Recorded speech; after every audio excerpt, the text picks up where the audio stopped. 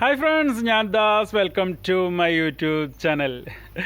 ഞാനിന്ന് വളരെ ഒരു ചെറിയ വീഡിയോ ആയിട്ടാണ് വന്നിട്ടുള്ളത്. എന്താണെന്ന് വെച്ചാൽ ഒരു ഇൻഫർമേഷൻ നിങ്ങളോട് പറയുന്നതിന് വേണ്ടിയിട്ടാണ്. നമ്മുടെ കമൻറ്റ് സെക്ഷനിൽ ഒരുപാട് സുഹൃത്തുക്കൾ കമൻറ്റ് ചെയ്യുന്നുണ്ട്.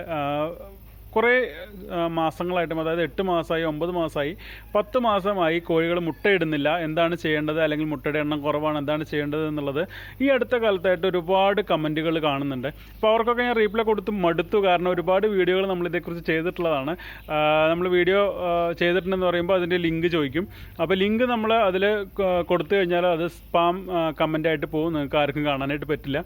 അപ്പോൾ ഒരു കാര്യം ചെയ്യാം, ഞാനിപ്പോൾ ഈ വീഡിയോയിലൂടെ പറയാൻ പോകുന്നത് മുട്ട ഉൽപ്പാദനം വർദ്ധിപ്പിക്കുന്നതിന് വേണ്ടിയിട്ട് ചില പൊടിക്കൈകളൊക്കെ നമ്മൾ നടത്താം എന്നുള്ള രീതിയിൽ വീഡിയോ 3 or 4 ചെയ്തിട്ടുണ്ട്. എത്ര വീഡിയോ ചെയ്തിട്ടുള്ളത് നോക്കണം.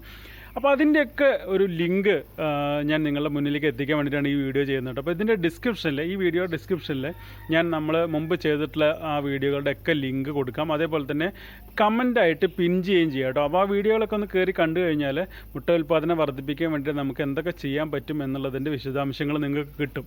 ഓക്കെ, കമൻറ്റിൽ പിൻ ചെയ്ത് കഴിഞ്ഞാൽ, അല്ലെങ്കിൽ കമൻറ്റിൽ നിങ്ങൾക്ക് റീപ്ലൈ ആയിട്ട് ലിങ്ക് തന്നു കഴിഞ്ഞാൽ ആ ലിങ്ക് എല്ലാം, അതായത് യൂട്യൂബിൻ്റെ ലിങ്ക് വരുന്ന കമൻറ്റുകൾ അധികവും സ്പാം മെസ്സേജായിട്ട് പോവുകയാണ് ചെയ്യുക. നിങ്ങൾക്ക് കാണാൻ പറ്റാത്ത രീതിയിലേക്ക് മാറുകയാണ് ചെയ്യുക. അതുകൊണ്ടാണ് ലിങ്കുകൾ നമ്മൾ കമൻറ്റിൽ തരാത്തത്.